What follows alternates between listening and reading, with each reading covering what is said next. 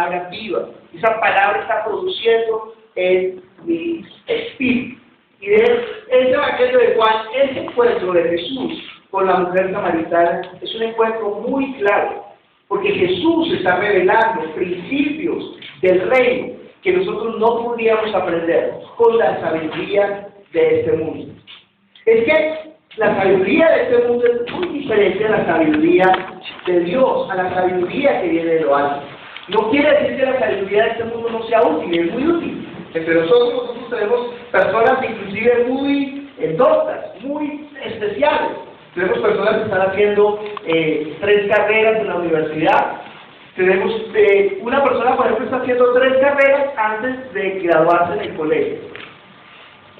Y la están solicitando de otras universidades para que vayan y estudien más bien con él. Yo me imagino esas personas conociendo la voluntad de Dios. ¿Cómo van a obrar en el mundo secular? ¿Cómo van a hacer el mundo? ¿Cómo van a impactar en el mundo? Tenemos científicos, tenemos, gente de todo tipo. Tenemos gente que solamente con la sabiduría de Dios está obrando y está obrando con poder. Está haciendo las obras del diablo. Porque no es con la sabiduría de este mundo, sino con la sabiduría de Dios. No es con las cosas de este mundo ni con la fuerza de este mundo, sino que es con el Espíritu. Dijo Jesús, no es con ejércitos ni con espadas, sino con el Espíritu de Dios. Su palabra es Espíritu y es vida. Jesús venía cansado del camino, se sienta en el pozo. No es que Jesús estaba tramando, no era que Jesús estaba colocándole una celada a esta mujer. Dice la Biblia que Jesús venía caminando, estaba cansado y se sentó. Y vino una mujer y Jesús le dijo que le diera agua porque tenía sed. Pero cuando la mujer empieza a hablar, se empieza a desarrollar una de las mejores diálogos que hay en la Biblia. Porque Jesús empieza a revelarle a esta mujer cosas del reino que solamente a través de Jesús podríamos conocer. Toda la Biblia está hablando de que Jesús es Espíritu. Y nosotros lo decimos, pero de pronto no lo entendemos. ¿Por qué? Porque nosotros vemos la Biblia siempre desde el punto de vista de los hombres.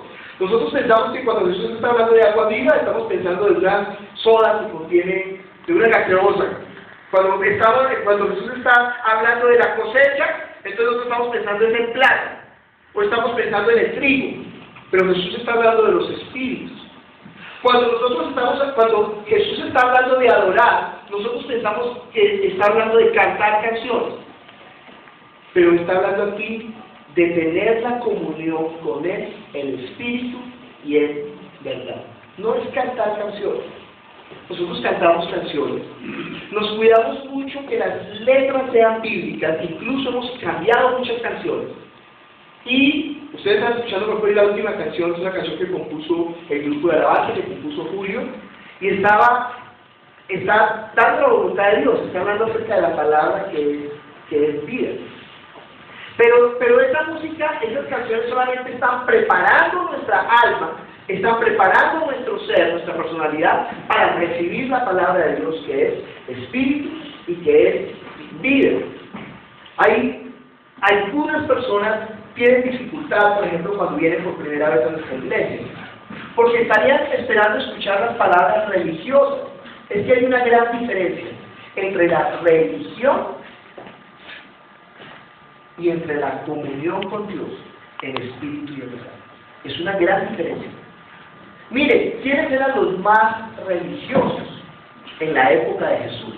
Es que había un grupo que leía la palabra, asistía a la sinagoga, daba limosnas, diezmos, ofrendas, se la pasaba orando en las calles, con filacterias, pero cuando vino la palabra espiritual, cuando vino la palabra de Jesús, no la resistieron, no quisieron escuchar, por el contrario, mataron al que estaba dando la palabra espiritual. No crean que eso fue un accidente, no, era el plan de Dios. Pero la religión siempre se va a oponer a la palabra espiritual. La religión no va a recibir la palabra espiritual. La religión está hablando acerca de la conducta.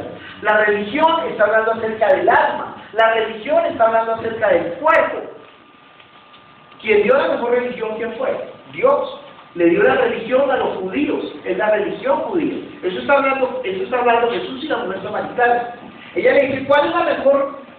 Miren cómo es de clave la diferencia entre las cosas espirituales y las cosas de la carne. Este diálogo lo está mostrando. Jesús le dice a esta mujer que vaya y llame a su marido. Los que ven con los ojos de la carne inmediatamente piensan, uy, 5 maridos, y el que tiene ahora no es su marido, esta mujer es una grandísima pecadora. No es verdad.